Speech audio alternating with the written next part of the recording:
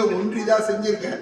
ஆனா மறுநாள் கொஞ்சம் தேதி கும்பாபிஷேக தேதி என்ன பண்ணேன் மாத்தி வச்சுக்கப்பான்னாராம். சொல்லிட்டு எங்க வந்தாரா கனவுல சொல்லிட்டு இங்க வந்துட்டாரா திருநின்று.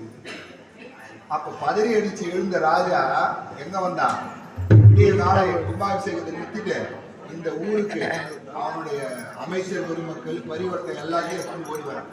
ஓடி வந்து பார்த்தா திருநின்றூர்ல இது மாதிரி ஒரு மங்கள இசைவோ வாத்தியமோ தோரணமோ வாழை மரமோ எதுவுமே இல்லை. எல்லா விவசாய வேலைக்கு ஆடு மாடு ஓட்டிட்டு போறான். கூப்பிட்டு கேட்டா வந்தது ராஜானே தெரியல. அவன் அரக்கு பறக்க ஓடுறான். இப்ப ட்ரெயின் பிடிக்கிற மாதிரி அந்த காலத்து விவசாய வேலைக்கு ஓடுறான்.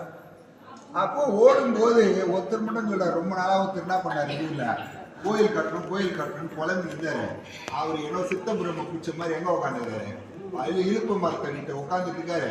அவர் ஒன்னா போய் கேளுங்கும் போது அவர்கிட்ட வந்து நிக்கிறாரு. வந்து நின்று பார்த்தா கோயிலுங்கான ஒண்ணு காணும். சிவபெருமான் போய் சொல்லியிருப்பாரு.